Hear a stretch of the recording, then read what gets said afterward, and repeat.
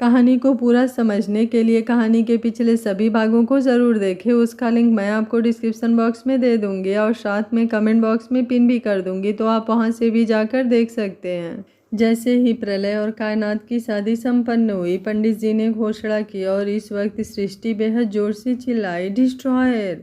उसका चिल्लाना सुनकर सबकी नज़रें उसकी तरफ उठ गई। नताशा और कुसुम जी भी कहीं ना कहीं सृष्टि का इंतज़ार कर रही थी, लेकिन अब इंतज़ार की घड़ियां ख़त्म तो हुई पर बहुत देर हो चुकी थी। वहीं प्रलय की आंखें बड़ी हो चुकी थी। कायनात के चेहरे पर शातिर मुस्कुराहट तैर गई। वो सृष्टि की तरफ देखते हुए मन ही मन बोली, बहुत जल्दी होश आ गया तुम्हें तो, लेकिन कोई बात नहीं, बेशक से तुम्हें होश आ गया पर देरी भी बहुत हो गई।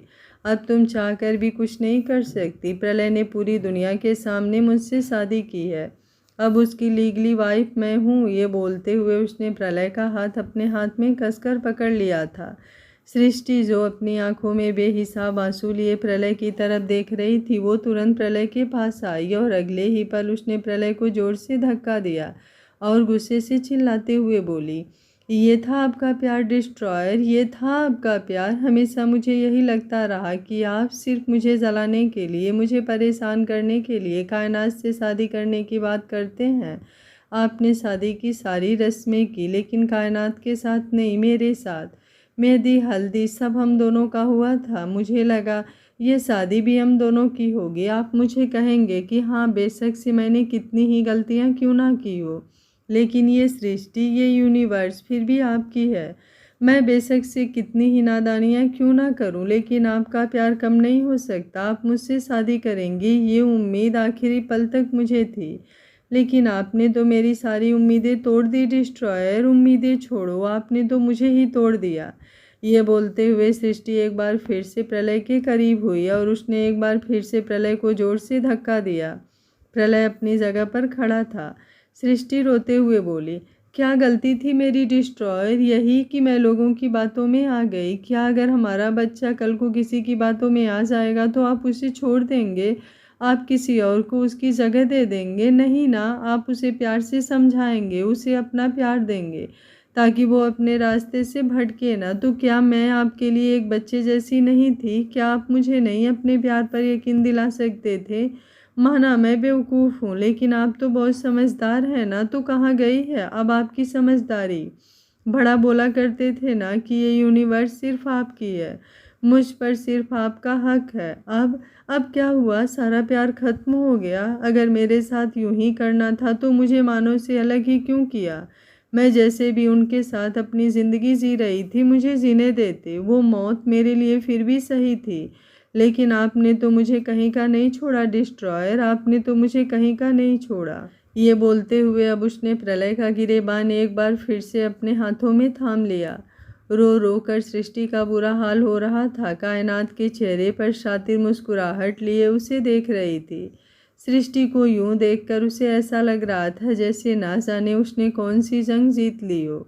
उसके लिए प्रलय एक खेल बन चुका था। सृष्टि जिस तरह से उसे चैलेंजिंग नज़रों से देखती थी और दावा करती थी कि प्रलय उसका है, उसे इन बातों ने और भी ज़्यादा उकसाया था। उसने प्रलय का हाथ कसकर पकड़ा और बोली, तुम मेरे पति को इस तरह से धक्का नहीं दे सकती। सृष्टि ने उसकी बात सुनी और अगले ही पल उसने कायनात को जोर से धक्का दिया और बोली, तुम तो मेरे सामने बकवास मत करो। क्या किया तुमने मेरे साथ? मुझे बेहोश कर दिया ताकि मैं इस मंडप में ना आ सकूं, और डिस्ट्रॉयर तुमसे शादी कर ले। कितनी घटिया लड़की हो तुम। अगर इतना ही तुम्हें यकीन था डिस्ट्रॉयर पर तो सरेआम उनसे शादी करती ना। मुझे बेहोश करने की क्या ज़रूरत थी? तुम्हें क्या लगा मैं आकर उनसे कहूँगी कि वो तुमसे शादी ना करें? अगर मैं बेहोश नहीं होती तो शायद मैं ऐसा ही करती। मैं नहीं देख पाती अपनी डिस्ट्रॉयर की शादी तुम्हारे साथ होते हुए, लेकिन अब तो मैं भी क्या ही कहूँ। गलती तो मेरी ही है जो मैंने डिस्ट्रॉयर से प्यार किया। ना मैं उन्हें प्यार करती और ना मुझे आज इतनी तकलीफ़ होती, पर शायद मेरी किस्मत ही ख़राब है। मैं प्यार डिज़र्व ही नहीं करती, या फिर मुझे प्यार करना आता ही नहीं। मैंने डिस्ट्रॉयर से प्यार तो कर लिया, लेकिन कभी उन पर अपना हक नहीं जता पाई। पर हक जताऊं तो कैसे, जब सामने वाला मेरी बात सुनने को तैयार ही नहीं।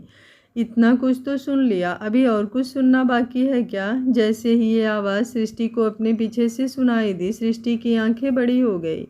क्योंकि ये आवाज़ प्रलय की थी। लेकिन ये आवाज़ उसके सामने दूल्हे के भेष में खड़े प्रलय की नहीं थी। उसने तुरंत पलटकर पीछे की तरफ देखा, जहाँ पर प्रलय अपनी पॉकेट में हाथ डाले खड़ा था। उसके चेहरे पर हल्की हल्की मुस्कुराहट थी। वहीं उसे अपने सामने देखकर सृष्टि के होश उड़ चुके थे। कुसुम जी और नताशा ने भी एक दूसरे की तरफ देखा। वहीं कायनात के चेहरे का भी रंग उड़ गया था।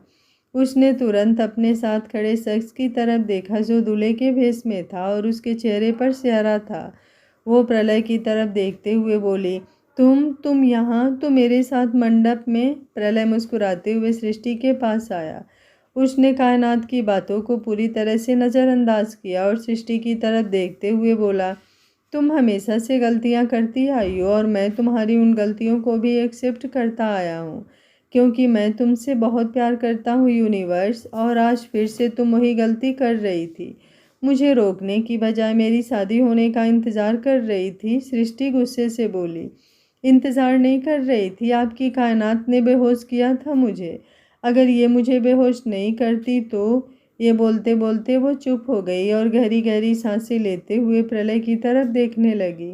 प्रलय तुरंत बोला, तो? सृष्टि अब कुछ बोल ही नहीं पाई। प्रलय ने उसकी कमर पर अपना हाथ रखकर उसे अपनी तरफ खींचा और बोला, बताओ ना, अगर वो तुम्हें बेहोश नहीं करती तो क्या तुम ये शादी रुकवाने आती? सृष्टि गुस्से से बोली, क्या आप ये शादी सच में करते? अपनी यूनिवर्स को छोड़कर आप किसी और के हो जाते? हम दोनों के बीच की लड़ाइयाँ सिर्फ हमारी है डिस्ट्रॉयर, लेकिन इसका मतलब ये तो नहीं कि आप किसी तीसरे को हम दोनों के बीच में लेकर आएंगे। क्या अगर मैं नहीं आती तो आज कोई तीसरा हम दोनों के बीच आ जाता? प्रलय अब उसके बिल्कुल करीब हुआ, उसके चेहरे पर झुककर बोला, अगर कोई तीसरा हम दोनों के बीच आने की कोशिश भी करेगा तो उसका वो हाल होगा जो फिलहाल तुम्हारे सामने है। जरा दूल्हे के चेहरे से चेहरा हटाकर तो देखो। उसकी बात पर सृष्टि हैरान हुई।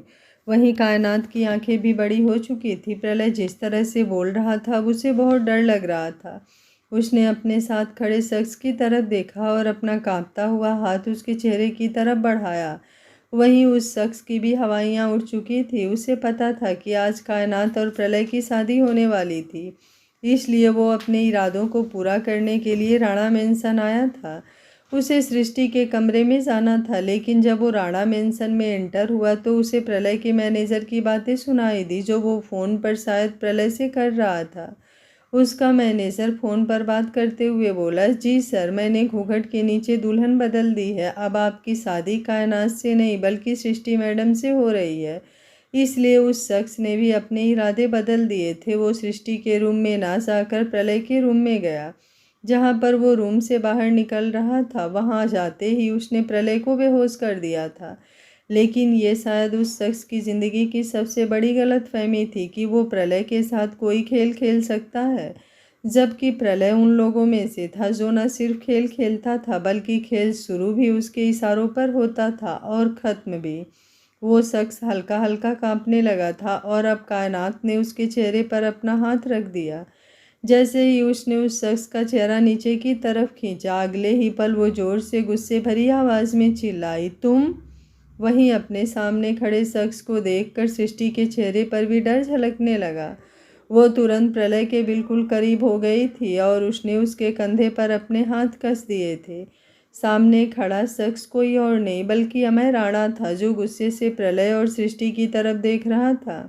प्रलय उसकी तरफ देखकर मुस्कुराया और बोला, शादी मुबारक हो। अमय गुस्से से कांपते हुए बोला, तुमने मुझे बेवकूफ़ बनाया। प्रलय ने एक नज़र सृष्टि की तरफ देखा और उसके गाल पर बड़े ही प्यार से अपना हाथ रखकर उसे हिम्मत दी कि वो यहीं उसके आसपास है और जब तक वो उसके आसपास है तब तक किसी की सर्द नज़रें भी उस पर नहीं आ सकती।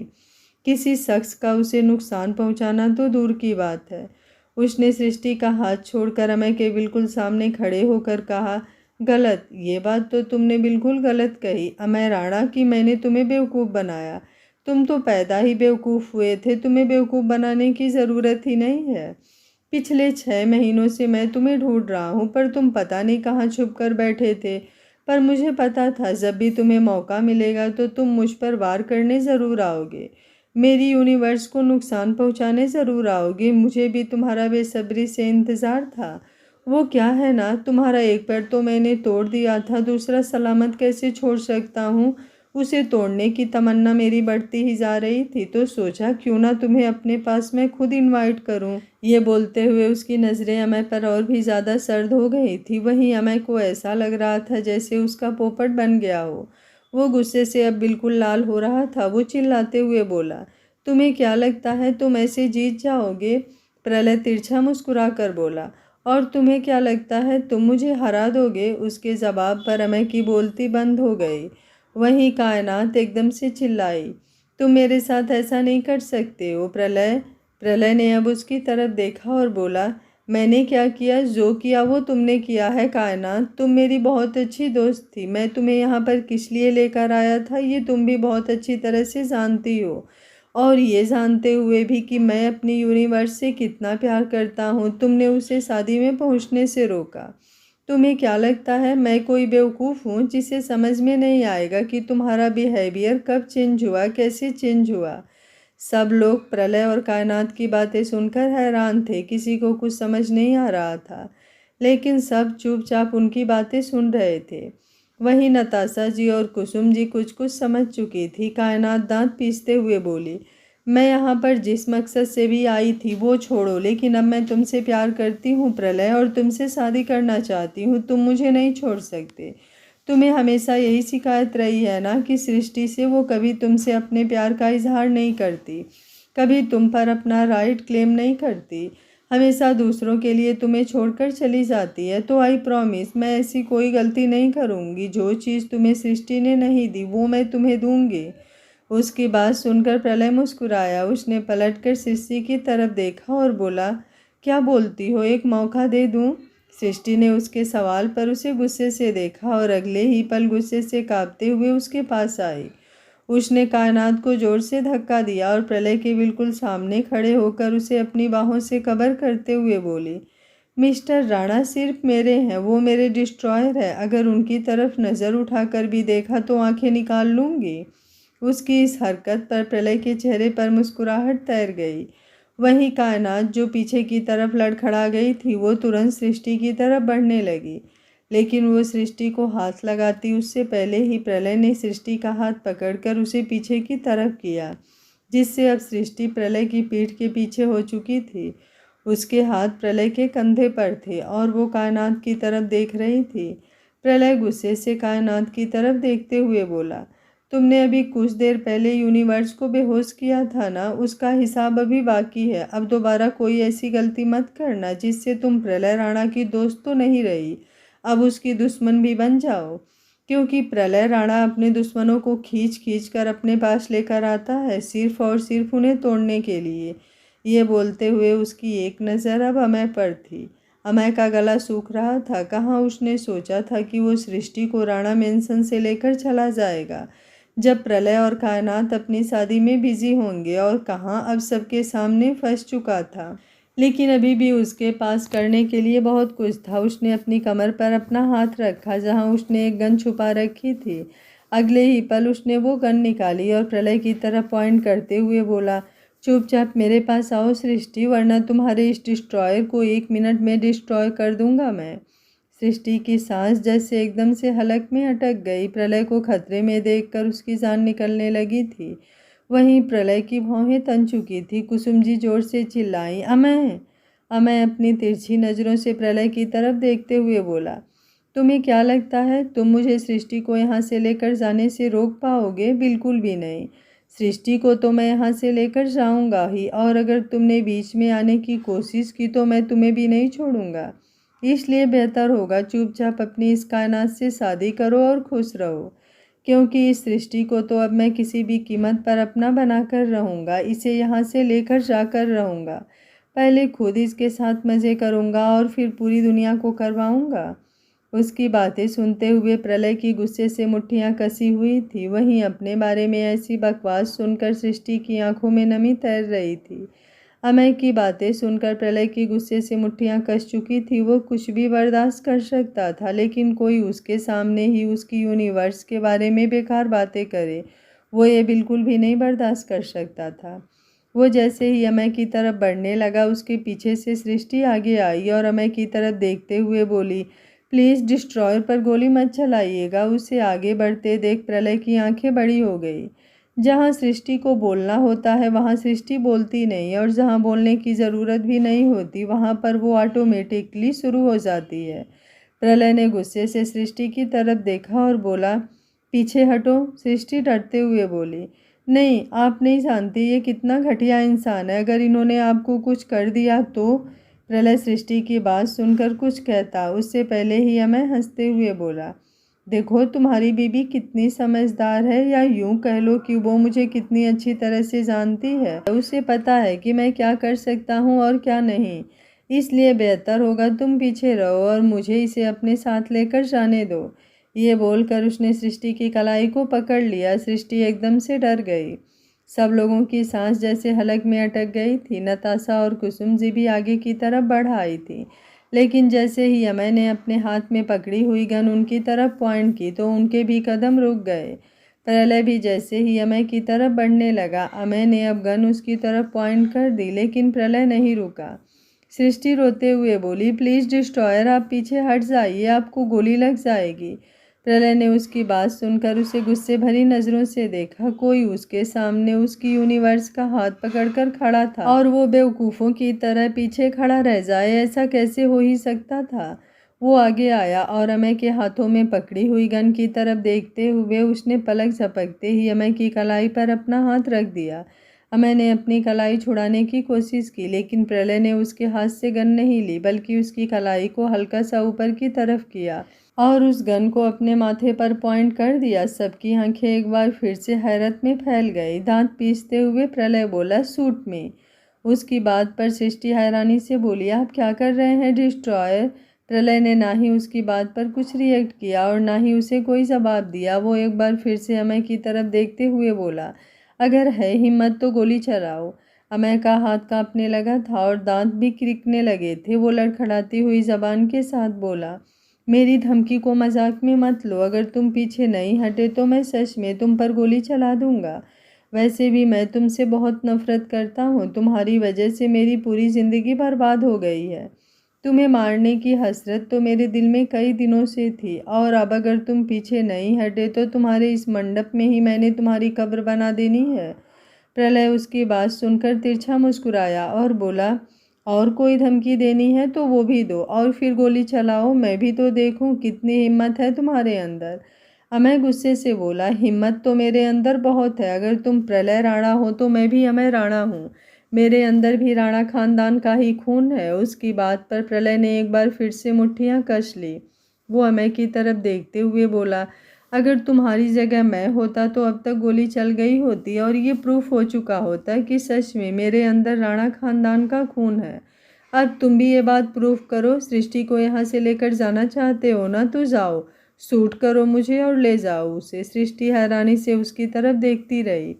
उसकी आंखों से लबालब आंसू बह रहे थे। प्रलय के लिए तो वो कुछ भी कर सकती थी, इसलिए वो अमय के सामने आ गई, लेकिन यहाँ तो प्रलय खुद अमय को शूट करने के लिए बोल रहा था। अमय व्यंग से हंसा और बोला, लगता है तुम ऐसे नहीं मानोगी। ये बोलकर उसने गन के ट्रिगर पर अपनी उंगली रखी और हल्का सा ट्रिगर दबा दिया। सृष्टि तुरंत बोली, प्लीज़ डिस्ट्रॉयर साइड हट जाइए आप, अगर आपको कुछ होगा तो मैं वैसे ही मर जाऊंगी, फिर मेरा यहाँ होने का क्या ही फ़ायदा। प्लीज़ डिस्ट्रॉयर, मेरी बात मान लीजिए। प्रलय और अमय दोनों एक दूसरे की तरफ देख रहे थे और दोनों के ही चेहरे इस वक्त गुस्से से लाल थे। नताशा जोर से चिल्लाई, अगर तुम्हारी वजह से मेरे भाइयों को कुछ हुआ ना तो मैं तुम्हें छोड़ूंगी नहीं। उसकी बात पर अमय प्रलय की तरफ देखते हुए बोला, देख रहे हो तुम, बहन वो मेरी है और फिक्र उसे तुम्हारी हो रही है। प्रलय भी व्यंग से बोला, तुम इस लायक ही नहीं कि कोई तुम्हारी फिक्र करे। अमय गुस्से से कांपते हुए बोला, इसलिए तो तुम पर गुस्सा आता है, तुम्हारी वजह से हर बार मुझसे मेरा सब कुछ छीन लिया जाता है। डैड का बिजनेस, डैड की प्रॉपर्टी सारी तुम्हारे पास है। मुझे और मेरी माँ को क्या मिला, सिर्फ और सिर्फ नाजायज़ रिश्ते का धब्बा। लेकिन अब तुम्हारे जाने के बाद सब कुछ मेरा होगा, तुम्हारी प्रॉपर्टी, तुम्हारा बिजनेस, तुम्हारे रिश्ते और तुम्हारी ये खूबसूरत सी बीबी। ये बोलते हुए उसने एक नज़र सृष्टि की तरफ देखा और इस बार ट्रिगर पर अपनी उंगली और भी ज़्यादा दबा दी और गोली चला दी थी। और इसी के साथ प्रलय के चेहरे पर डेविल स्माइल आ गई और सृष्टि के चेहरे पर हैरानी भरे एक्सप्रेशंस। लेकिन अमय ने जब गोली चलाई तो आवाज़ तो आई, पर गोली गन से निकली ही नहीं। सृष्टि और बाकी सब लोग हैरानी से अमय और अमय के हाथ में पकड़ी हुई गन की तरफ देख रहे थे। और प्रलय अमय पर हंसे जा रहा था। वो अमय की तरफ देखते हुए बोला, मैंने तो तुम्हें पहले ही कहा था, तुम्हें बेवकूफ़ बनाने की ज़रूरत ही नहीं है। तुम पैदाइशी बेवकूफ़ हो, और जो लोग पैदाइशी बेवकूफ़ होते हैं ना, उन्हें ना अक्ल दान में दी जाती है और ना भीख में। बस या तो उन पर तरस खाया जा सकता है या फिर उन पर हंसा जा सकता है। ये बोलकर वो एक बार फिर से व्यंग से हंसा। वहीं अमय का चेहरा गुस्से से कांपने लगा। उसने जल्दी से दोबारा गन प्रलय की तरफ पॉइंट किया और एक के बाद एक ट्रिगर दबाता रहा, लेकिन गोली गन से निकली ही नहीं। उसने तुरंत गन को अनलोड किया और उसमें चेक किया तो उसमें एक भी गोली नहीं थी। सब लोग अमय की हालत पर हंसने लगे। वहीं प्रलय ने एक बार फिर से अपनी पॉकेट में हाथ डाल लिए थे। सृष्टि प्रलय की तरफ देख रही थी। अगर उसे पता ही था कि गन में गोली नहीं है तो सबको इतना ज़्यादा परेशान करने की ज़रूरत ही क्या थी। जब प्रलय ने सृष्टि की नज़रें खुद पर महसूस की तो उसकी आंखों में आंखें डालकर बोला, तुम नहीं बदलोगी। सृष्टि गुस्से से बोली, आप भी तो नहीं बदल रहे। मुझे परेशान करने की आपकी आदत हमेशा यूं ही रहेगी क्या। अमय गुस्से से प्रलय की तरफ देख रहा था, लेकिन वो जानता था कि अगर उसकी गन में उसका साथ नहीं दिया है तो वो कुछ भी नहीं कर सकता। प्रलय ने उसका एक पैर पहले ही तोड़ दिया था, जिसकी वजह से उसे चलते वक्त दर्द होता था बहुत। बड़ी मुश्किल से उसने सबके सामने सही से चलने का ड्रामा किया था, वरना उसे सही से चलना भी नहीं चाहता। भागना तो दूर की बात, धीरे धीरे वो अपने कदम पीछे लेने लगा। प्रलय को पता चल रहा था कि वो भागने की तैयारी कर रहा है, लेकिन फिर भी उसने अमय से कुछ नहीं कहा। और जब अमय काफ़ी दूर चला गया तो वो चिल्लाते हुए बोला, तुम्हें क्या लगता है प्रलय राणा कि तुम जीत गए। बिल्कुल भी नहीं। बहुत गुरूर है ना तुम्हें अपने आप पर। खुद को बहुत चालाक समझते हो और दूसरों को बेवकूफ़।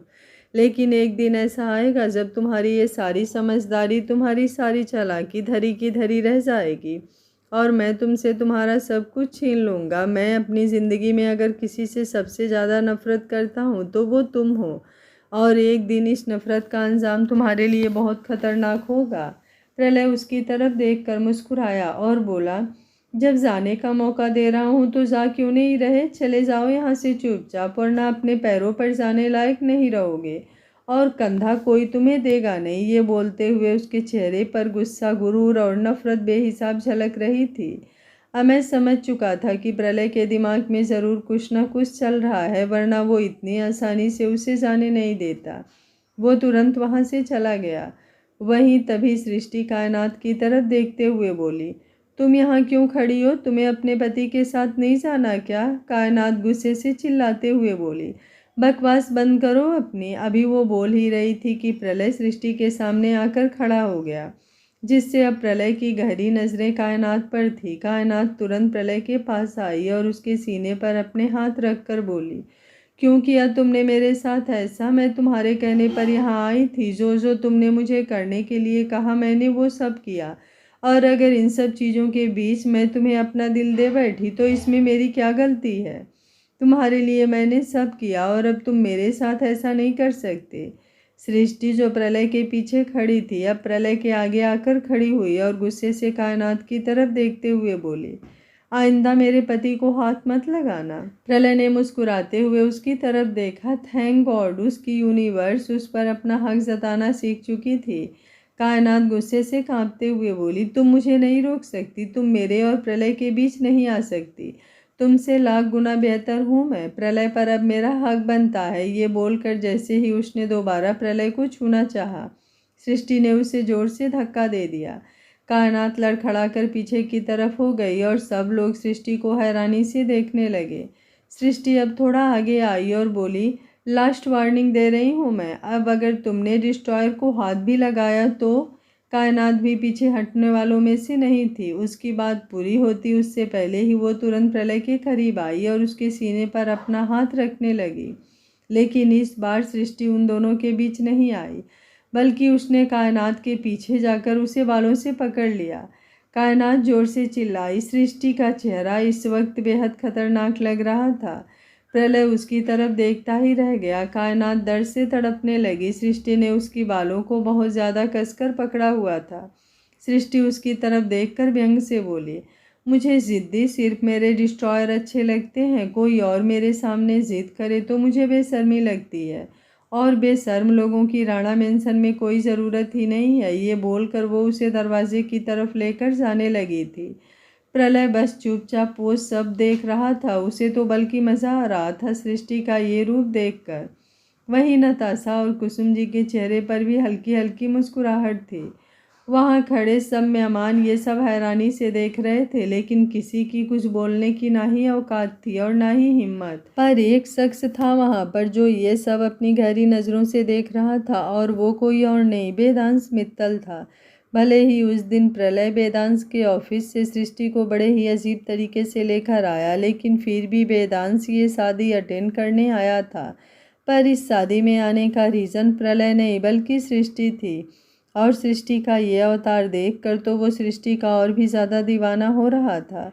सृष्टि कायनात को पकड़कर बाहर की तरफ लेकर आई और उसे राणा मेंशन के गेट पर एक झटके से छोड़ते हुए बोली, अगर तुम डिस्ट्रॉयर की दोस्त बनकर रहती तो मुझे तुमसे कभी कोई प्रॉब्लम नहीं होती, लेकिन तुम्हारी आंखों में जब मेरे डिस्ट्रॉयर के लिए फीलिंग्स बदलने लगी थी ना, तो मैंने पहचान लिया था। कहते हैं ना, एक औरत हद दर्जे की बेवकूफ़ हो सकती है, लेकिन जब उसके ही सामने कोई उसके पति को अपने जाल में फंसाने की कोशिश करे तो उसकी सिक्स सेंस बहुत अच्छे से काम करती है। पर मैं चाहती थी कि मेरे डिस्ट्रॉयर खुद तुम्हें रोके, इसलिए कभी तुमसे कुछ कहा नहीं, लेकिन आज पूरे हक से कह रही हूँ, मेरे डिस्ट्रॉयर से दूर रहना। ये बोलते हुए उसने चुटकी बजाई और अपनी उंगली कायनात की तरफ पॉइंट कर दी। कायनात गुस्से से उसे देख रही थी। उसकी नज़रें सृष्टि के पीछे खड़े प्रलय पर थी। बाकी सब लोग भी उनका पीछा करते करते दरवाजे पर आ गए। कायनात ने प्रलय की तरफ देखा और बोली, तुमने मेरे साथ ये सही नहीं किया है प्रलय। तुमने मुझे अपने मतलब के लिए इस्तेमाल किया और फिर चाय में गिरी मक्खी की तरह निकाल दिया। पर कायनात इतनी कमज़ोर नहीं है कि वो किसी चीज़ को चाहे और उसे हासिल ना कर सके। तुम्हें एक ना एक दिन मेरे पास आना ही पड़ेगा। ये बोलकर उसने एक बार फिर से सृष्टि की तरफ देखा और बोली, और तुमने जो मेरे साथ किया है उसके लिए तो तुम बहुत पछताओगी, बहुत ज़्यादा। ये बोलते हुए उसकी आवाज़ काफ़ी सर्द हो गई थी। अब वो तुरंत वहाँ से चली गई, और उसके जाने के बाद प्रलय सृष्टि के बिल्कुल पास जाकर खड़ा हुआ। सृष्टि ने नज़रें उठाकर उसकी तरफ देखा और बोली, बहुत नाराज़ हूँ मैं आपसे। प्रलय तुरंत बोला, अभी भी? सृष्टि नाक सिकोड़ते हुए बोली, बहुत जलाया है आपने मुझे। प्रलय उसके बिल्कुल करीब होकर उसके चेहरे पर झुका और बोला, मैं खुद भी बहुत जला हूँ। सृष्टि की सांसें गहरी होने लगी थी। वहीं कुसुम जी भी अब जल्दी से आगे की तरफ आई और बोली, मेरा तो मन कर रहा है मैं सबसे पहले तुम दोनों की नज़रें उतार लूँ, कहीं तुम दोनों की मेरी ही नज़र ना लग जाए। अब जाकर मेरे प्रलय और सृष्टि दोनों एक हुए हैं। प्रलय तुरंत बोला, अभी कहाँ, अभी तो बहुत कुछ बाकी है। सृष्टि ने सवालिया नज़रों से उसे देखा। प्रलय हल्का सा उसके चेहरे पर झुककर बोला, शादी बाकी है, बाकी सारी रस्में तो हो गई, शादी तो हुई ही नहीं। सृष्टि ने अगले ही पल उसके सीने पर अपना हाथ रखकर उसे धक्का दिया और इतराते हुए बोली, मुझे नहीं करनी आपसे शादी। प्रलय ने घूर कर उसे देखा।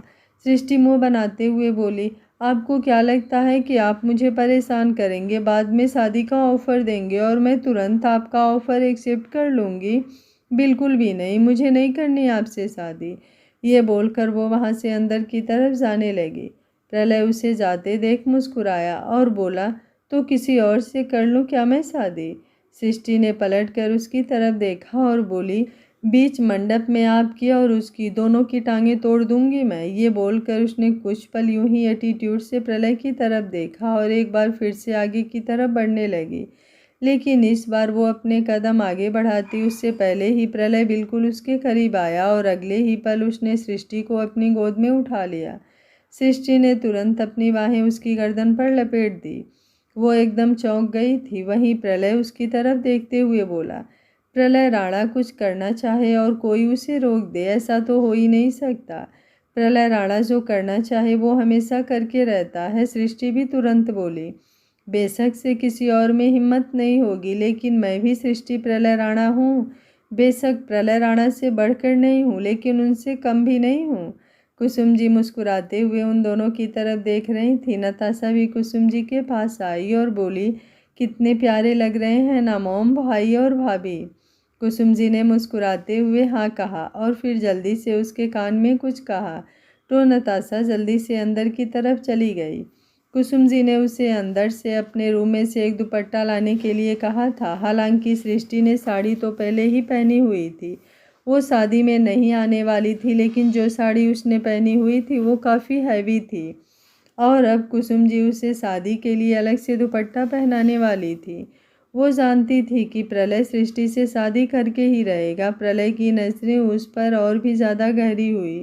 प्रलय सृष्टि की तरफ देखकर मुस्कुरा रहा था और सृष्टि मुंह बनाते हुए बिल्कुल उसके सामने खड़ी थी।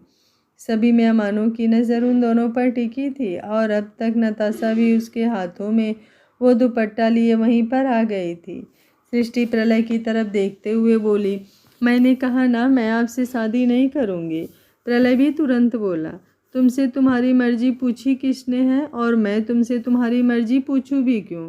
तुम मेरी हो इतना काफ़ी है। अब बेशक से मैं शादी करूं या कुछ भी, तुम मुझे रोक नहीं सकती। उसकी बात सुनकर सृष्टि ने कुछ नहीं कहा। उसके चेहरे पर साफ दिख रहा था कि वो प्रलय से गुस्सा और नाराज़ ज़रूर है, लेकिन ये नाराज़गी से ज़्यादा प्यार से भरी हुई है। कुसुम जी आगे की तरफ आई और सृष्टि पर वो दुपट्टा उड़ाने लगी, लेकिन प्रलय ने उन्हें हाथ दिखाकर रोका और फिर वो दुपट्टा अपने हाथ में ले लिया। सृष्टि हैरानी से उसकी तरफ देखने लगी। अपना गुस्सा नाराज़गी तो वो बाद में भी जाहिर कर सकती थी, लेकिन इस शादी के लिए तो वो भी मरे जा रही थी। सबके सामने उसकी प्रलय से अभी तक शादी हुई ही नहीं थी और ना ही उन दोनों को लेकर प्रलय ने कभी कोई अनाउंसमेंट दी थी, जिसकी वजह से वो अभी तक सबके सामने प्रलय की लीगल वाइफ नहीं बनी थी। और आज वो पूरी तरह से पूरी दुनिया के सामने प्रज्ञा की लीगल वाइफ बनने वाली थी। उसके चेहरे पर ही उसकी खुशी झलक रही थी। प्रलय ने वो दुपट्टा पूरी तरह से खोला और फिर उसे सृष्टि के सिर पर उड़ा दिया। सृष्टि के चेहरे पर मुस्कुराहट तैर गई। उसके बाद प्रलय ने अपने असिस्टेंट की तरफ देखा तो उसने जल्दी से नोटों का एक बंडल प्रलय के हाथ पर रखा। प्रलय ने वो नोटों का बंडल लिया और सृष्टि के पैर से लेकर उसके सिर तक घुमाने लगा। सृष्टि उसकी यह हरकत देखकर हैरान रह गई। वहीं कुसुम जी ने भी अपने मुंह पर अपनी उंगलियों को रख लिया था। उनका प्रलय सच में सिर्फ गुस्से का प्रलय नहीं था, प्यार का भी प्रलय था। वो नोटों की गड्डी पूरी तरह से सृष्टि के ऊपर घुमाने के बाद प्रलय ने एक सर्वेंट को दे दी और फिर सृष्टि की तरफ देखकर मुस्कुराते हुए बोला, फाइनली। सृष्टि की मुस्कुराहट और भी ज़्यादा लंबी हो गई, लेकिन उसने एक शब्द भी नहीं कहा था। प्रलय पिछले 1 महीने से उसे तड़पा रहा था, तो अब उसका भी थोड़ा इतराने का वक्त था, लेकिन वो अपने स्पेशल मोमेंट्स भी अपने गुस्से और नाराज़गी के चलते ख़राब नहीं करना चाहती थी। इसलिए बीच बीच में प्रलय को स्माइल पास कर रही थी, जो प्रलय के लिए काफ़ी थी। कुसुम जी पंडित जी की तरफ देखते हुए बोली, शादी की रस्में शुरू कीजिए पंडित जी। अब होगी इस घर के बेटे की शादी और मेरी बहू हमेशा हमेशा के लिए इस घर में लक्ष्मी बनकर आएगी।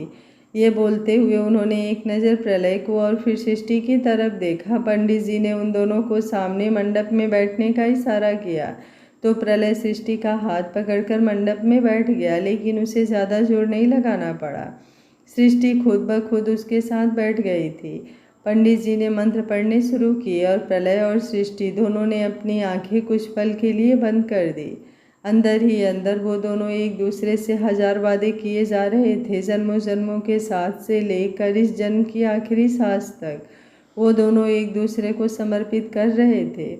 प्रलय का हाथ सृष्टि के हाथ पर कसता ही जा रहा था। इस वक्त उसकी सांसें भी गहरी होने लगी थी। पंडित जी उन दोनों की तरफ देखते हुए बोले, अब आप वरमाला के लिए खड़े हो जाइए। उनकी आवाज़ सुनकर प्रलय और सृष्टि दोनों ने आंखें खोली और एक दूसरे की तरफ देखा। प्रलय सृष्टि को लेकर ऊपर की तरफ उठा और उसने मुस्कुराते हुए सृष्टि के गले में वरमाला डाली। लेकिन सृष्टि अपने हाथों में वरमाला लेकर खड़ी थी। उसके चेहरे पर एक बार फिर से हल्का हल्का एटीट्यूड दिख रहा था। प्रलय तुरंत उसके चेहरे पर झुका और उसने सृष्टि के एक गाल को बड़े ही प्यार से चूम लिया। सब लोग उन्हें देखकर मुस्कुरा रहे थे, पर सृष्टि का एटीट्यूड अभी भी पूरी तरह से गया नहीं था। लेकिन हाँ, थोड़ा कम ज़रूर हो गया था। इसलिए अब प्रलय ने दोबारा उसके दूसरे गाल को चूमा तो सृष्टि हल्का सा मुस्कुराई, पर अभी भी उसने प्रलय को वरमाला नहीं पहनाई। अगले ही पल वो हैरान रह गई जब प्रलय घुटनों के बल नीचे ज़मीन पर बैठ गया और उसने अपना सर हल्का सा झुका लिया। सृष्टि ने अपने होठों को कसकर दबा लिया। उसकी आंखों में नमी तैर गई थी। उसने तुरंत प्रलय के गले में वरमाला डाल दी और प्रलय मुस्कुराते हुए उसकी तरफ उठा। वो हल्का सा सृष्टि के चेहरे पर झुका और बोला, यहाँ जितना एटीट्यूड दिखाना है दिखा लो। यहाँ से जाने के बाद अगर तुम्हारे सारे एटीट्यूड को फेल नहीं कर दिया तो मैं भी प्रलय राणा नहीं। उसकी धमकी सुनकर सृष्टि की आंखें बड़ी हो गई। प्रलय के चेहरे पर अब मुस्कुराहट तैर रही थी।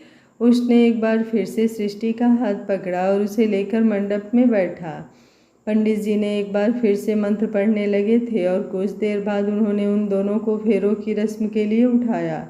जैसे ही वो दोनों अपनी जगह पर खड़े हुए, पंडित जी उन दोनों की तरफ देखते हुए बोले, पहले 4 फेरों में वधू आगे रहेगी और फिर 3 फेरों में वधू पीछे रहेगी। सृष्टि बड़े ही ध्यान से पंडित जी की बात सुन रही थी ताकि उससे कोई मिस्टेक ना हो, लेकिन अगले ही पल वो एकदम से चौंक गई। उसकी धड़कन भी तेजी से बढ़ गई थी क्योंकि प्रलय ने उसे अपनी गोद में उठा लिया था। सब लोग हैरानी से प्रलय की तरफ देख रहे थे। तभी कुसुम जी बोली, ये क्या कर रहे हो प्रलय? फेरों की रस्म है, तुमने सृष्टि को अपनी गोद में क्यों उठा लिया? प्रलय सृष्टि के चेहरे की तरफ देख रहा था और सृष्टि की नज़रें भी प्रलय के चेहरे पर टिकी थी। प्रलय उसकी आंखों में आंखें डालकर बोला, ना ही तुम मुझसे आगे रहोगी और ना ही मुझसे पीछे, तुम हमेशा मेरे साथ रहोगी यूनिवर्स। ये बोलकर वो मुस्कुराया और उसने फेरे लेने शुरू कर दिए। कुसुम जी के चेहरे पर भी लंबी सी मुस्कुराहट आ गई। नताशा ने अपनी गोद में प्रांस को उठा रखा था और वो प्रांस को अपने मॉम डैड की तरफ दिखाने लगी थी, जो उसके लिए गोल सेट कर रहे थे कि आगे जाकर उसे भी अपनी लाइफ पार्टनर के साथ कैसे शादी करनी है। सब लोग आगे की तरफ आकर उन दोनों पर फूलों की बारिश करने लगे थे और प्रलय और सृष्टि दोनों एक दूसरे की आंखों में देखते हुए एक दूसरे से वादे कर रहे थे और साथ ही साथ एक दूसरे के साथ फेरे ले रहे थे। 7 फेरों के बाद वो दोनों वापस अपनी जगह पर बैठे और अब पंडित जी ने मंगलसूत्र दान और सिंदूर दान की रस्म शुरू की। प्रलय ने प्लेट में से मंगलसूत्र उठाया और उसे सृष्टि के गर्दन की तरफ बढ़ाने लगा। जब उसने मंगलसूत्र खोलकर उसे सृष्टि के बिल्कुल सामने किया तो सृष्टि के चेहरे पर उसकी नज़र थी और अचानक ही उसकी आंखों में नमी तैर गई। क्या कुछ नहीं किया था उसने सृष्टि को पाने के लिए? पहले ना जाने कितना वक्त वो उसका इंतज़ार करता रहा। उसकी नज़रें उसे ढूंढती रही और जब वो उसे मिली तो किसी और की बनकर। एक शादीशुदा लड़की को चाहना जहाँ गुनाह माना जाता है, वहाँ प्रलय ने सीना ठोक कर वो गुनाह किया और उस गुनाह को अपनी ज़िंदगी में सबसे खूबसूरत चीज़ बना दी। सृष्टि के बिना वो कितना अधूरा है ये सिर्फ वही जानता था। और जब सृष्टि ने उसकी आंखों में नमी देखी तो अपना हाथ आगे बढ़ाकर उसकी आंखों से वो नमी साफ करने लगी। प्रलय ने हल्का सा अपना चेहरा घुमा लिया। सृष्टि ने उसके हाथ पर अपना हाथ रखा और बोली, नाराज़गी एक तरफ डिस्ट्रॉय, लेकिन मैं हूँ आपकी ही। उसकी बात सुनकर प्रलय मुस्कुराया और उसने सृष्टि के गर्दन में वो मंगलसूत्र पहना दिया। मंगलसूत्र के बाद अब उसने सृष्टि की मांग भरी। मांग भरते वक्त काफ़ी सारा सिंदूर सृष्टि के नाक पर गिर चुका था, जिससे वो और भी ज़्यादा खूबसूरत लग रही थी। प्रलय उसकी तरफ देखते हुए बोला, जोकर। सृष्टि ने उसके हाथ पर अपना हाथ मारा और बोली, ज़्यादा बोलिए मत, बहुत जल्द ही आपकी बोलती बंद होने वाली है। प्रलय ने अपने होठों को तिरछा किया और बोला, प्रलय राणा की बोलती बंद कर दे, ऐसा इंसान तो दुनिया में पैदा ही नहीं हुआ यूनिवर्स। लेकिन हाँ, मैं चाहता हूँ ऐसा इंसान जल्द ही पैदा हो। ये बोलकर जैसे ही उसने अपनी आई विंग की, सृष्टि हैरान रह गई। उसने तुरंत अपना चेहरा दूसरी तरफ घुमा लिया। पंडित जी इन दोनों की तरफ देखते हुए बोले, अब आपकी शादी संपन्न हुई। अब से आप दोनों पति पत्नी हुए। अब अपने बड़ों का आशीर्वाद ले लीजिए। प्रलय मुस्कुराते हुए सृष्टि का हाथ थाम कर अपनी जगह से उठा और कुसुम जी के पास आया। कुसुम जी ने मुस्कुराते हुए उन दोनों को आशीर्वाद दिया। सृष्टि की नजरें प्रांस पर थी जो नताशा की गोद में था। उसने तुरंत प्रांस को अपनी गोद में लिया और इस वक्त मीडिया ने उन दोनों की पिक्चर्स लेनी शुरू कर दी। प्रलय ने सृष्टि की कमर पर अपना हाथ रखा हुआ था। सब मेहमानों को खाना खाने के लिए भेजकर कुसुम जी अंदर की तरफ आ गई थी ताकि अब सृष्टि और प्रलय का गृह प्रवेश करवा सके। उसके साथ ही नताशा भी खड़ी थी। नताशा के चेहरे पर मुस्कुराहट थी। प्रलय सृष्टि का हाथ थाम कर उसे दरवाजे पर लेकर आया। अभी भी उसके हाथों में प्रांस था। कुसुम जी ने उन दोनों को आरती उतारी और उन्हें अंदर आने के लिए कहा। कुसुम जी प्रलय और सृष्टि को आराम करने के लिए बोलने ही वाली थी, लेकिन वो कुछ बोलती उससे पहले ही प्रलय ने सृष्टि को अपनी गोद में उठा लिया और बोला, अब इससे ज़्यादा रस्में मुझसे नहीं होगी। मुझे जो चाहिए था वो मुझे मिल गया। आप लोग प्रांस को संभालिए, मैं तब तक किसी की नाराज़गी दूर कर दूं। ये बोलते हुए उसने सृष्टि की तरफ देखा और तुरंत सीढ़ियों की तरफ बढ़ गया। कुसुम जी हंसते हुए बोली, कितने उतावले हैं दोनों। ये बोलकर उन्होंने अब नताशा की तरफ देखा और उसे प्रांस को अंदर रूम में लेकर जाने के लिए कहा ताकि वो अब आराम से सो सके। जहाँ एक तरफ प्रलय और सृष्टि की शादी की पिक्चर्स मीडिया में जाने के बाद वायरल होने लगी थी, वहीं दूसरी तरफ सामने एलईडी स्क्रीन पर प्रलय और सृष्टि की शादी की उन पिक्चर्स को देखकर कायनात का चेहरा गुस्से से कांप रहा था। वो इस वक्त मित्तल मेंशन के हॉल में खड़ी थी, जहाँ पर सामने ही बहुत बड़ी एलईडी स्क्रीन लगी हुई थी। उसकी नज़रें सृष्टि के लिए अपनी नफरत को बयां कर रही थी। उसके हाथ सोफे पर कसे हुए थे। तभी पीछे से आवाज़ आई, कॉफ़ी। वो आवाज़ सुनकर कायनात ने पीछे की तरफ देखा जहाँ पर वेदांश खड़ा था। उसके साथ ही एक सर्वेंट भी जिसने अपने हाथों में ट्रे पकड़ा हुआ था और ट्रे में 2 कप कॉफ़ी थी। तो सर्वेंट अब कायनात की तरफ आई तो कायनात ने कॉफ़ी का कप लिया। वेदांश ने उस सर्वेंट को वहाँ से जाने का इशारा किया तो वो सर्वेंट तुरंत वहाँ से चली गई। उसके जाने के बाद कायनात वेदांश की तरफ देखते हुए बोली, मेरा तो समझ में आता है कि मैं प्रलय से प्यार करती हूँ, इसलिए उसे पाना चाहती हूँ। मुझे ये बताओ कि तुम मेरी हेल्प क्यों कर रहे हो? तुम्हारा इसमें क्या मतलब है? वेदांश उसकी बात सुनकर मुस्कुराने लगा। कायनात तुरंत बोली, अब ये मत कहना कि तुम्हारा इसमें कोई मतलब नहीं। इतनी बेवकूफ़ नहीं हूँ मैं कि जो ये मान लूँ कि बिना मतलब के ही तुम मेरी हेल्प कर रहे हो। आजकल की दुनिया में जब कोई किसी के लिए कुछ करता है तो उसके पीछे इसका मतलब भी छुपा होता है।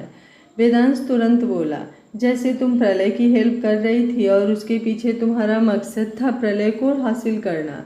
कायनात तुरंत बोली, बिल्कुल भी नहीं। जब मैंने प्रलय की हेल्प की थी तो मेरे दिल में उसके लिए कुछ नहीं था।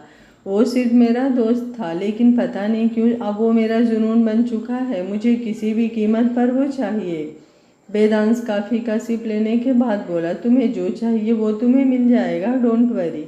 मुझे ये बताओ, क्या प्रलय की कोई कमजोरी है? कायनात ने वेदांश के सवाल पर कुछ पल हैरानी से उसकी तरफ देखा और फिर एक गहरी सांस लेकर बोली, सृष्टि के अलावा उसकी कोई कमजोरी नहीं है। वो सृष्टि से बहुत प्यार करता है, पागल है उसके लिए। लेकिन हाँ, एक और शख्स है जो शायद प्रलय के लिए सृष्टि से ज़्यादा तो नहीं लेकिन उससे कम भी नहीं है, और वो है उसका बेटा प्रांस। प्रांस का जिक्र सुनकर वेदांश सोच में पड़ गया। उसके चेहरे पर मिस्टीरियस एक्सप्रेशन थे। प्रलय सृष्टि को लेकर उस रूम में आया जहाँ पर वो दोनों पहले रहते थे।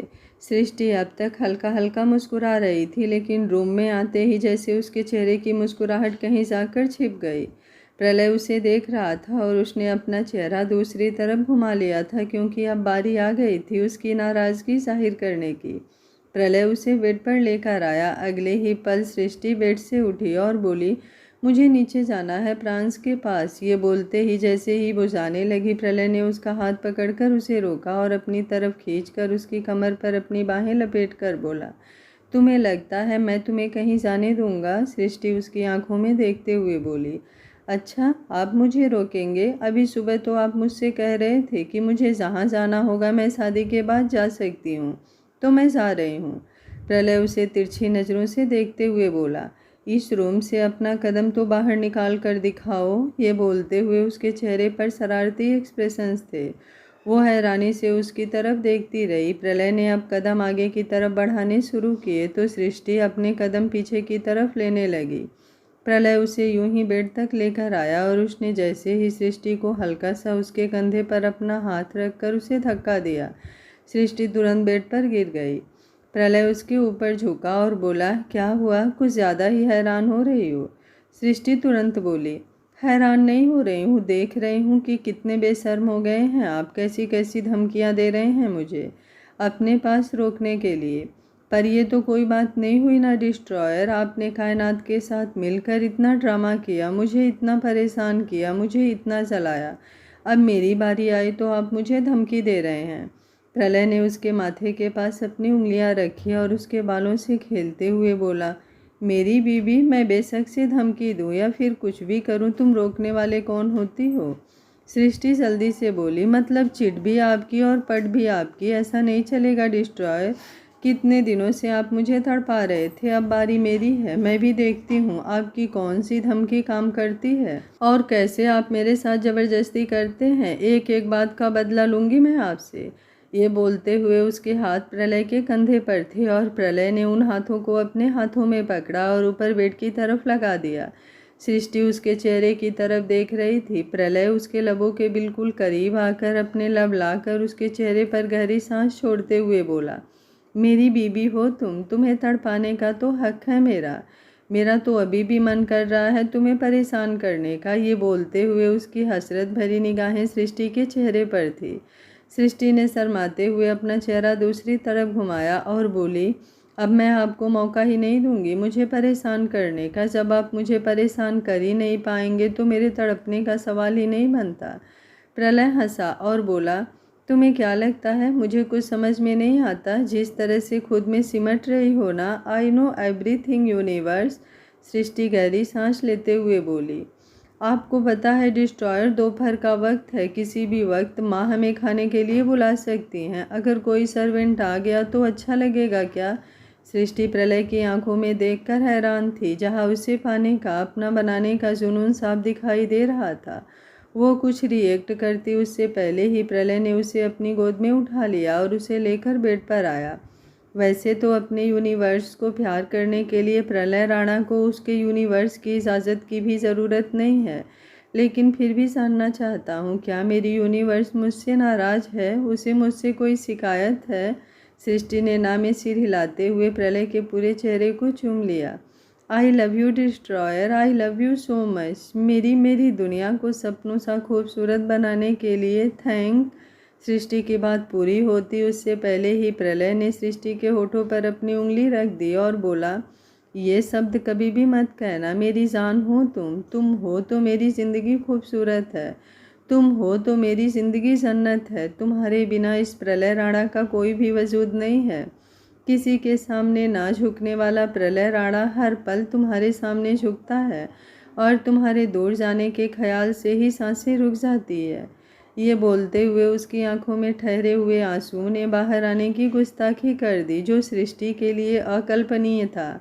हमेशा आकड़ में रहने वाले प्रलय को सृष्टि ने कितना दर्द दिया था, कितना तड़पा है वो सृष्टि की वजह से। सृष्टि की आंखों में आंसू भर आया। वो झट से प्रलय के सीने से लग गई। उसके मुंह से एक शब्द भी नहीं निकले थे, बस उसने प्रलय को इतना कसकर पकड़ा था जैसे वो उसके सीने में समा जाएगी। थोड़ी देर बाद वो उससे दूर हुई। उसके पूरे चेहरे को चूमते हुए उसने धीरे से उसके होठों को चूम लिया। प्रलय ने अपनी आंखें बंद कर ली। सृष्टि उसके चेहरे को देखते हुए उसके होठों को लॉक कर चुकी थी। सृष्टि की तरफ से ये बढ़ाया गया पहला कदम प्रलय की ज़िंदगी को खुशियों से भर देने वाला था। थोड़ी देर बाद सृष्टि दूर हुई तो प्रलय उसकी तरफ देखते हुए बोला, यूनिवर्स, तुमने सोए हुए शेर को जगाया है, इसका मतलब समझती हो? सृष्टि उसकी तरफ देखते हुए बोली, मैं भी कहाँ चाहती हूँ मेरा शेर सोए। ये बोलते हुए उसके चेहरे पर शरारती स्माइल थी। प्रलय ने एक बार फिर से उसके लबों को चूम लिया और दोनों अपने मोहब्बत के सफ़र पर निकल पड़े थे। एक दूसरे पर जी भर कर प्यार लुटाने के बाद सृष्टि प्रलय की बाहों में सुकून से सो रही थी। प्रलय ने भी उसे अपनी बाहों में भर लिया था। वो मुस्कुराते हुए उसकी तरफ देख रहा था। उसका मन नहीं कर रहा था कि वो एक पल के लिए भी सृष्टि को छोड़े।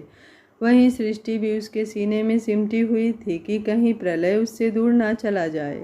हमेशा से प्रलय की यही चाहत थी, जब उसकी आंखें खुले तो उसकी यूनिवर्स उसके पास हो, और जब उसकी आंखें बंद हो तो उसकी यूनिवर्स उसकी बाहों में हो। महीनों से दोनों एक दूसरे के साथ थे, लेकिन एक दूसरे से दूरी की जो तड़प थी वो बरकरार थी। सुकून उन्हें फिर भी नहीं मिला था। प्रलय अपनी सोच में डूबा था। तभी साइड टेबल पर रखा हुआ प्रलय का फ़ोन वाइब्रेट होने लगा। उसने अपने फ़ोन की तरफ देखा और फिर सृष्टि को अच्छे से ब्लैंकेट से कवर कर अपनी जगह से उठा और अपना फ़ोन लेकर बालकनी की तरफ चला गया। अब तक शाम हो चुकी थी, बस कुछ ही देर में रात भी होने वाली थी। प्रलय ने उस नंबर पर दोबारा से कॉल किया जिस नंबर से उसे कॉल आ रही थी। सामने से उसके आदमी ने फ़ोन उठाया। प्रलय बोला, कहो क्या कहना है। प्रलय के सवाल पर वो आदमी तुरंत बोला, सर अमय और मानव दोनों वर्मा हाउस में ही हैं। वहाँ से निकलने के बाद अमय सीधा यहीं आया था। प्रलय मुस्कुराया और बोला, तुम बस उन पर नज़र रखो, वो दोनों इस शहर से बाहर नहीं जाने चाहिए। बहुत जल्द ही उन्हें उनके अंजाम तक पहुंचाना है, इसलिए तुम्हारी उस पर से नज़र हटनी नहीं चाहिए। वो आदमी तुरंत बोला, ठीक है सर, जैसा आप कहें। प्रलय ने फ़ोन डिस्कनेक्ट किया और अपने फ़ोन की तरफ देखते हुए बोला, तुम्हें क्या लगा कि तुम राणा मेंशन में आकर ऐसी हरकत करोगे और मैं तुम्हें छोड़ दूंगा? बिल्कुल भी नहीं। तुम्हारा हिसाब तो बहुत अच्छे से होगा। तुम्हें छोड़ा इसलिए गया क्योंकि वहाँ पर मीडिया थी और बहुत सारे लोग थे। अगर प्रलय राणा तब तुम्हें कुछ कहता तो तुम कल की सुर्खियों में छा जाते, लेकिन तुम्हारी इतनी भी औकात नहीं कि तुम पर कोई 2 कौड़ी का मीडिया हाउस भी खबर छापे। सुर्खियाँ तो दूर की बात है। ये बोलते हुए उसके चेहरे पर तिरछी मुस्कुराहट थी। उसने वहीं साइड में रखी हुई सिगरेट की बॉक्स उठाई और एक सिगरेट सुलगा कर अपने होठों में दबा ली और सामने आसमान की तरफ देख रहा था। तकरीबन 1 साल हो गया था उसे और सृष्टि को मिले हुए। पहले उन दोनों का टकराना, फिर प्रलय का सृष्टि को अप्रोच करना, उसके लिए राणा इंडस्ट्रीज को खरीद लेना, फिर उन दोनों के बीच हुई होली वाला इंसिडेंट जिसकी वजह से दोनों भले ही एक हो चुके थे लेकिन उनमें दूरियां बहुत थी, और फिर प्रलय का धीरे धीरे सृष्टि को मनाना, पर फिर सृष्टि का एक्सीडेंट और एक बार फिर से सब कुछ बिखर जाना। वो सब याद करते हुए प्रलय हल्का सा मुस्कुराया। उसने वापस पलटकर सृष्टि की तरफ देखा और बोला, आखिर तुम मेरी हो ही गई यूनिवर्स, और अब मैं तुम पर किसी की नज़र भी नहीं आने दूंगा। बहुत सारे लोग हैं जिनके दिमाग में ये वहम है कि वो सृष्टि प्रलय राणा को नज़र भर देख भी सकते हैं, लेकिन अगर प्रलय राणा ने उनकी आंखें ना निकाल ली तो वो भी प्रलय राणा नहीं। ये बोलते हुए उसके चेहरे पर डेविल एक्सप्रेशन थे। तकरीबन 2 घंटे बाद सृष्टि की आंखें खुली और उसने अपने बगल में देखा जहां प्रलय उसके बगल में लेटा हुआ था, लेकिन वो सोया नहीं हुआ था बल्कि उसकी नज़रें तो सृष्टि पर थी और वो सृष्टि को प्यार से निहार रहा था। सृष्टि उसकी तरफ देखते हुए बोली, गुड मॉर्निंग डिस्ट्रॉयर। प्रलय मुस्कुराया और बोला, अभी मॉर्निंग नहीं हुई है यूनिवर्स, अभी तो रात हुई है और आधे घंटे के अंदर तुम मुझे मेरे पास होनी चाहिए। सृष्टि उसकी गर्दन पर अपनी बाहें लपेटते हुए बोली, अच्छा, और प्रांस को कौन संभालेगा? प्रलय तुरंत बोला, उसकी दादी माँ। तभी तो हम प्रांस के लिए उसके छोटे भाई बहन लेकर आएंगे। मैं तो कहता हूँ 3-4 बहन और 3-4 भाई तो होने ही चाहिए। पूरा राणा मेंशन बच्चों से भरा होना चाहिए। सृष्टि उसकी बातों पर हंसी और बोली, पहले आप तो बड़े हो जाइए। आप किसी बच्चे की तरह जिद करते हैं डिस्ट्रॉयर। पहले आप बड़े हो जाइए, फिर दूसरे बच्चे के बारे में सोचेंगे। ये बोलते हुए वो आईने के सामने खड़ी अपने बालों का जूड़ा बना रही थी। प्रलय उसकी तरफ देखते हुए बोला, तुम्हारा आधा घंटा शुरू हो चुका है यूनिवर्स। सृष्टि ने पलटकर उसकी तरफ देखा और बोली, कितने निर्दयी हैं आप डिस्ट्रॉयर। अपने बच्चे के लिए भी आप मुझे इस तरह से टाइम दे रहे हैं। अगर उसे पता चला ना तो देखना वो कितना गुस्सा करेगा आप पर। जब वो बड़ा हो जाएगा ना तो आपकी हरकतों के बारे में मैं उसे ज़रूर बताऊंगी। प्रलय तुरंत बोला, बता देना, ना मैं किसी के बच्चे से डरता हूँ और ना ही किसी के बाप से। ये बोलते हुए उसके चेहरे पर एटीट्यूड भी था और स्माइल भी। सृष्टि मुस्कुराते हुए रूम से बाहर निकली और सीधा नीचे कुसुम जी के रूम में आई। कुसुम जी ने जैसे ही उसे देखा तो वो मुस्कुराई और बोली, मिल गई फुर्सत तुम्हें, शादी होते ही बड़ा बदल गई तुम तो। पहले तो मेरे आसपास घूमती रहती थी और अब शादी होते ही सीधा अपने रूम में बंद, वो भी इतने टाइम के लिए। वैसे मैं तो हैरान हूँ इस बात पर, प्रलय ने अभी तुम्हें नीचे क्यों आने दिया? थोड़ी देर में डिनर मैं ऊपर रूम में ही भिजवा देती। सृष्टि तुरंत बोली, माँ आप भी मुझे परेशान कर रही हैं। कुसुम जी मुस्कुराते हुए बोली, मतलब प्रलय ने भी तुम्हें परेशान किया था? सृष्टि जल्दी से बोली, नहीं तो। कुसुम जी एक बार फिर से बोली, मतलब नहीं परेशान किया। सृष्टि अब तंग होते हुए बोली, मतलब किया लेकिन फिर भी नहीं किया। आप ये सब छोड़िए, मुझे प्रांस के बारे में बताइए, प्रांस कहाँ है? कुसुम जी हंसी और बोली, वो ऊपर अपनी बुआ के पास है, जाओ जाकर उसके रूम में मिल लो। और हाँ, नताशा को भी नीचे ले आना, डिनर का वक्त हो गया है। तुम दोनों तो अब अपने रूम में डिनर करोगे, कम से कम मैं तो अकेली खाना ना खाऊं। सृष्टि उनकी बात पर मुस्कुराई और नताशा के रूम की तरफ बढ़ गई। वहीं दूसरी तरफ नताशा के रूम में प्रांस बेड पर लेटा हुआ था और नताशा उसके पास ही बैठी थी। नताशा यूं ही सृष्टि के साथ नीचे आ गई। उसे डर लग रहा था, अब तक शादी के फंक्शन में उसका और प्रलय का ज़्यादा सामना नहीं हुआ था, लेकिन अब उसे डर लग रहा था कि कहीं प्रलय उसे देखकर उसे कुछ सुनाए ना या फिर उसे डांटे ना। वो चुपचाप अपनी जगह पर बैठी। तभी कुसुम जी मुस्कुराते हुए बोली, मुझे तो लगा तुम प्रांस को छोड़कर प्रलय को लेने गई, तभी तुम्हें इतना टाइम लग गया, लेकिन ये क्या, मेरा अंदाज़ा तो गलत निकला। सृष्टि कुसुम जी की तरफ देखते हुए बोली, माँ क्यों परेशान कर रही हैं आप मुझे? कुसुम जी हैरानी से बोली, अरे मैंने कब परेशान किया तुम्हें? तुम ही बताओ नताशा, क्या मैंने तुम्हारी भाभी को परेशान किया? नताशा ने अपना सरनामे हिला दिया। सृष्टि तुरंत बोली, ये आप दोनों की मिली भगत है, मैं बहुत अच्छी तरह से जानती हूँ। आप दोनों मुझे परेशान कर रहे हैं ना, पर मेरा वक्त भी आएगा। तभी प्रलय सीढ़ियाँ उतरते हुए बोला, हाँ तुम्हारा वक्त भी आएगा। जब तुम 10-12 बच्चे इस घर के लिए पैदा कर दोगी तो मॉम को ही तो वो सारे संभालने पड़ेंगे, तब तुम अच्छे से अपना बदला लेना। उसकी बात सुनकर सृष्टि की आंखें बड़ी हो गई। इससे कुसुम जी को टॉर्चर कम और सृष्टि को अपने लिए टॉर्चर हद से ज़्यादा लग रहा था। वो प्रलय की तरफ देखते हुए बोली, आप भी? प्रलय मुस्कुराया और बोला, मैंने क्या किया अब? ये बोलते हुए वो चेयर पर बैठ गया था। कुसुम जी मुस्कुराने लगी और बोली, वैसे 10-12 बच्चे प्लान तो बहुत अच्छा है, पूरा घर बच्चों से भर जाएगा। सृष्टि मुँह बनाते हुए बोली, एक रूम तो हमें बच्चों के डायपर रखने के लिए रेडी करवाना पड़ेगा। प्रलय तुरंत बोला, तुम 10-12 बच्चे पैदा तो करो, मैं पूरा महल तैयार करवा लूँगा सिर्फ उनके डायपर रखने के लिए। सृष्टि ने गुस्से से उसकी तरफ देखा और फिर कुसुम जी की तरफ देखते हुए बोली, आप भी बैठ जाइए ना माँ, आज खाना मैं सर्व करती हूँ। कुसुम जी मुस्कुराई और बोली, नहीं, कल तुम पहली रसोई की रस्म करना। तुम दोनों ने जब पहले शादी की थी तो ये सारी रस्में ढंग से नहीं हुई थी, लेकिन अब मैं चाहती हूँ कि तुम पहली रसोई की रस्म करो। कुसुम जी की बात सुनकर सृष्टि प्रलय की तरफ देखने लगी थी। वो जाकर प्रलय की तरफ बैठी और अपना प्लेट लगाने लगी, लेकिन प्रलय ने उसकी प्लेट को दूर सरकाया और अपनी प्लेट को उसकी तरफ बढ़ा दिया।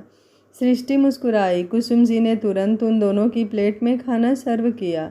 नताशा ने अपना सर हल्का सा झुका रखा था, वो प्रलय को फेस करने से डर रही थी। तभी अचानक से प्रलय बोला, तुम्हारे फ्यूचर के क्या प्लान हैं? ये बोलते हुए उसकी सर्द नजरें नताशा पर थी। सृष्टि हल्का सा मुस्कुराई, कम से कम प्रलय ने नताशा के बारे में सोचा तो सही।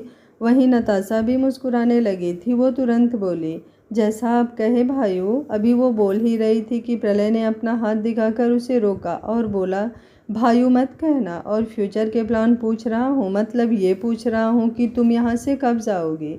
तुम जानती ही होगी कि मुझे गैरों का मेरे आसपास रहना कुछ ज़्यादा खास पसंद नहीं है, इसलिए जितना जल्दी हो सके अपना इंतज़ाम कर लेना। ये बोलकर उसने खाना शुरू किया था। नताशा एकदम से चौंक गई। उसे इस चीज़ की उम्मीद बिल्कुल भी नहीं थी कि प्रलय उसे इस तरह से घर से जाने के लिए कह देगा। उसकी आंखों में नमी तैर गई। सृष्टि भी हैरानी से प्रलय की तरफ देखने लगी। वो कुछ बोलती उससे पहले ही प्रलय बोला, मुझे फालतू का डिस्कशन डाइनिंग टेबल पर नहीं चाहिए। यहाँ पर मैं खाने के लिए बैठा हूँ, इसलिए बेहतर होगा बाकी सब भी खाना ही खाएं। ये बोलते हुए उसकी नज़रें अब सृष्टि पर थी, तो सृष्टि समझ गई थी कि वो नहीं चाहता सृष्टि कुछ बोले। सृष्टि भी चुप रह गई क्योंकि वो चाहती थी कि वो अकेले में प्रलय से बात करे। उसने जैसे ही खाना खाने के लिए अपना हाथ आगे की तरफ बढ़ाया, प्रलय ने तुरंत उसका हाथ अपने हाथ में जकड़ लिया। सृष्टि की आंखें बड़ी हो गई।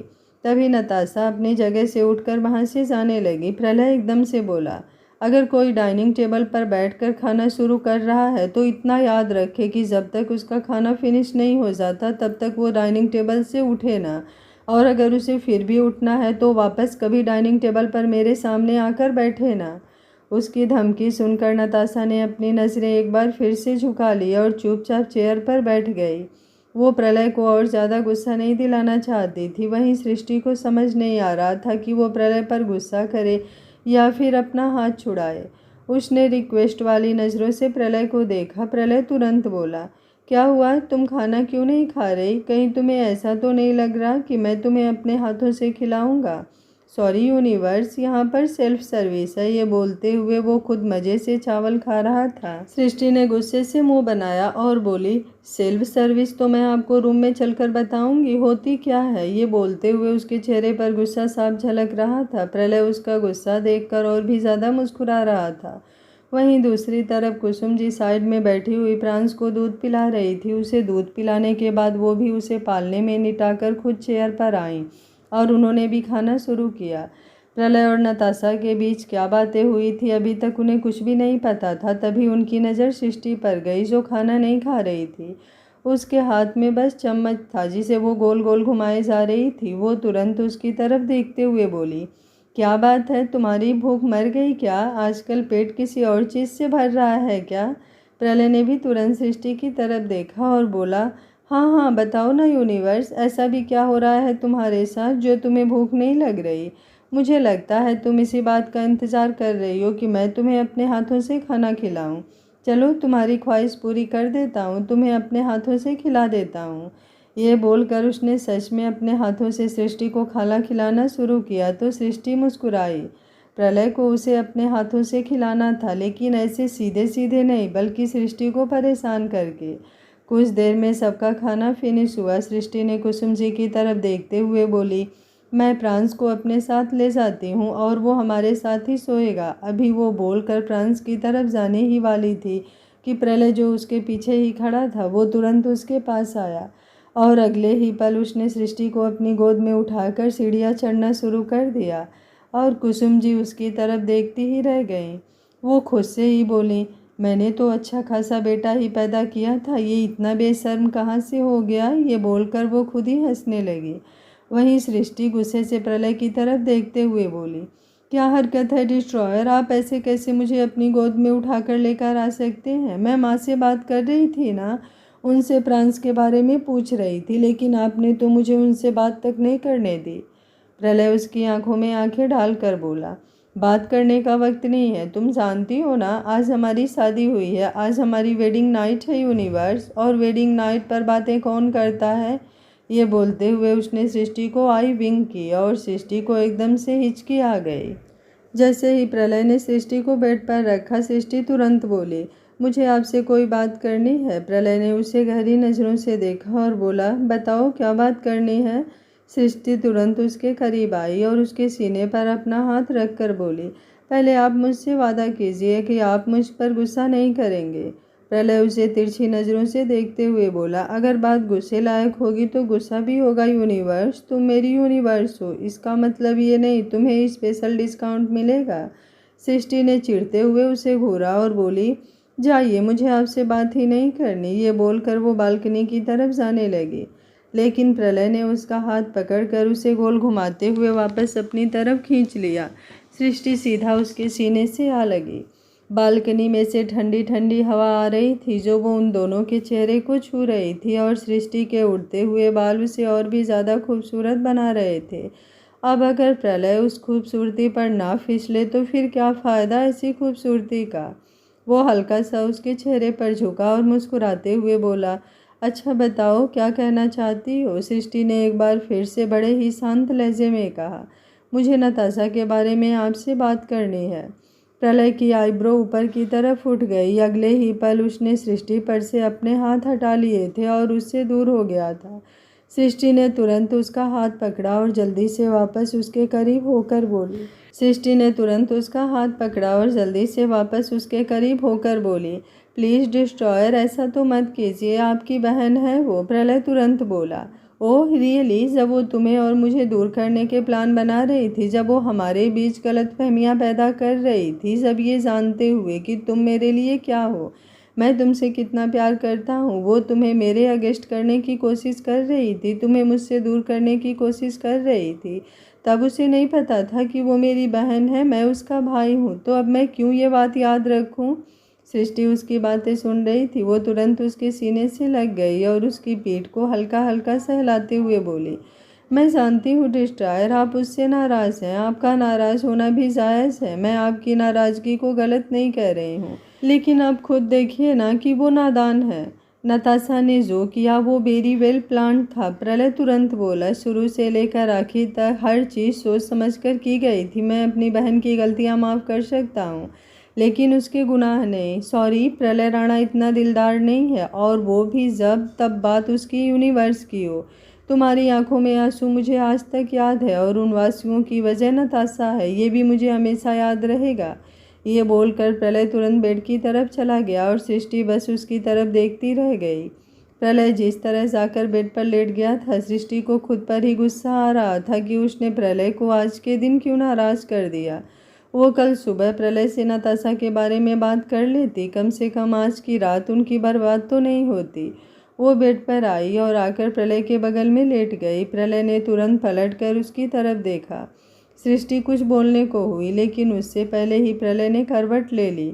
उसने साइड टेबल पर रखा हुआ अपना फ़ोन उठाया और उस पर एक मैसेज टाइप करने लगा, लेकिन जैसे ही सृष्टि उसके करीब आई, उसने तुरंत अपना फ़ोन साइड में रख दिया था और अपनी आंखें बंद कर ली। सृष्टि ने उसके कंधे पर अपना हाथ रखा और बोली, माफ़ कर दीजिए ना डिस्ट्रॉयर, मैंने आपका मूड ख़राब कर दिया। प्रलय तुरंत बोला, मुझे नींद आई है। सृष्टि मायूसी भरी आवाज़ में बोली, लेकिन आपने तो कहा था कि आज हमारी वेडिंग नाइट है। आपने कहा था कि हमारी वेडिंग नाइट बहुत ख़ास होगी। मैंने आपका मूड ख़राब कर दिया है, ये बात मैं जानती हूँ, लेकिन प्लीज़ मुझसे दूर होकर तो मत सोइए। मुझे आपके पास सोना है, वरना मुझे नींद नहीं आएगी, उसने कहा, लेकिन अब प्रलय की तरफ से कोई जवाब नहीं आया। सृष्टि एक बार फिर से बोली, बताइए ना डिस्ट्रॉयर, आप मुझसे नाराज़ तो नहीं हैं। इस बार भी प्रलय ने कोई जवाब नहीं दिया तो सृष्टि के आंसू थोड़ा ज़्यादा बह गए, लेकिन उसने एक गहरी सांस लेकर खुद को नॉर्मल किया। क्योंकि प्रलय को उसकी आंखों में आंसू भी पसंद नहीं थे, इसलिए वो खुद को कंट्रोल कर रही थी, अपने इमोशंस को कंट्रोल कर रही थी। उसके पास अब सोने के अलावा और कोई ऑप्शन भी नहीं था। वो ज़्यादा बोलकर और ज़्यादा बकवास करके प्रलय को और भी ज़्यादा नाराज़ नहीं करना चाहती थी, इसलिए उसने चुप होकर अपनी आंखें बंद कर ली और कुछ ही देर में उसकी आंख लग गई। तकरीबन 10 मिनट बाद अचानक ही उसे ऐसा लगा जैसे किसी ने उसे अपनी गोद में उठाया है और उसे कहीं लेकर जा रहा है। सृष्टि हैरान थी, लेकिन उसने अपनी आंखें नहीं खोली। उसे लग रहा था जैसे वो कोई सपना देख रही हो। तभी उसके कानों में आवाज़ आई, आई लव यू यूनिवर्स। जैसे ही उसने वो आवाज़ सुनी, उसने अपनी आंखें खोली। उसे कुछ अजीब सा महसूस हुआ। ऊपर उनके रूम की सीलिंग की जगह तारों की चादर थी जो खुले आसमान में बिछी हुई थी। प्रलय उसे टेरिस पर ले आया था। वो एकदम हैरान रह गई। उसे अपनी पीठ पर भी कुछ साफ साफ महसूस होने लगा था, क्योंकि प्रलय ने उसे फूलों के बिस्तर पर जो लिटा दिया था। वो हैरानी से प्रलय की तरफ देखने लगी। वहीं प्रलय मुस्कुराते हुए बोला, तुम्हें सच में लगा कि मैं अपनी वेडिंग नाइट यूं ही जाने दूंगा? इस रात के लिए तो ना जाने मैंने कितना इंतज़ार किया था यूनिवर्स, और ये रात हम दोनों की सोकर बीत जाएगी। इतना बेवकूफ़ तो ना मैं हूँ और ना तुम। उसकी बात सुनकर सृष्टि मुस्कुराने लगी। उसका दिल जोरों से धड़कने लगा था और चेहरे का रंग लाल सा होने लगा था। उसके हाथ प्रलय के कंधों पर थे और प्रलय हल्का हल्का उसके ऊपर झुकने लगा था। सृष्टि ने अपना चेहरा दूसरी तरफ घुमा लिया और अपने आसपास देखने लगी। ज़्यादा कुछ नज़र नहीं आ रहा था, क्योंकि उसके आसपास सफ़ेद कलर के झीने से पर्दे हल्के हल्के हवा में लहरा रहे थे। ऊपर कुछ लाइट्स लगी हुई थी और उन पर्दों में से जब उसने झाँक कर बाहर की तरफ देखा तो पूरे फ्लोर पर सेंटेड कैंडल्स बिछी हुई थी। जिस बिस्तर पर वो लेटी हुई थी उस पर गुलाब के फूलों की खुशबू आ रही थी। मतलब वो पूरा बिस्तर ही गुलाब के फूलों से बना हुआ था। प्रलय उसके एक्सप्रेशंस देखते हुए बोला। क्या हुआ? सृष्टि मुस्कुराते हुए बोली। चालाक तो बहुत हैं आप। प्रलय तुरंत बोला। मैंने अब क्या चालाकी की? सृष्टि उसे घूरते हुए बोली। सारा दिन आप मुझे परेशान करते रहते हैं और अब भी आप कहते हैं कि आपने क्या चालाकी दी? प्रलय उसकी गर्दन पर झुकते हुए बोला। तुम मुझे आसानी से नहीं मिली हो यूनिवर्स, मैं ही जानता हूँ मैंने तुम्हें कितनी मुश्किल से पाया है। तो अब अगर मैं तुम्हें परेशान नहीं करूँगा तो और किसे करूँगा? तुम्हें मेरी परेशानियाँ झेलनी पड़ेगी। सृष्टि ने अपनी बाहें पूरी तरह से उसकी गर्दन पर लपेट दी और बोली, इन परेशानियों को बर्दाश्त करने के लिए मैं तैयार हूँ डिस्ट्रॉयर। प्रलय ने झुककर सृष्टि के माथे को चूम लिया और अपनी बाहों में भर लिया। अब उसकी हर रात सुकून से कटने वाली थी, उसकी दुनिया जो उसके साथ थी। प्रलय और सृष्टि की अधूरी जिंदगी पूरी हो चुकी थी, लेकिन अभी भी बहुत से सवाल बाकी हैं जिनका जवाब आपको सीज़न 2 में मिलेगा। अगर आप लोग इस कहानी का सीज़न 2 देखना चाहते हैं तो ज़्यादा से ज़्यादा कमेंट करिएगा। अगर आपके कमेंट के थ्रू मुझे लगेगा कि आप लोग सीज़न 2 देखने के लिए एक्साइटेड हैं तो मैं सीज़न 2 मेरा ज़िद्दी हस्बैंड के नाम से लेकर आऊँगी। उम्मीद करती हूँ इस कहानी को आप लोगों ने फुल ऑफ एंजॉय किया होगा। आज कहानी का लास्ट पार्ट था। पूरी कहानी आप लोगों को कैसी लगी कमेंट बॉक्स में अपनी राय देना बिल्कुल भी मत भूलिएगा। मुझे आपकी राय का इंतज़ार रहेगा।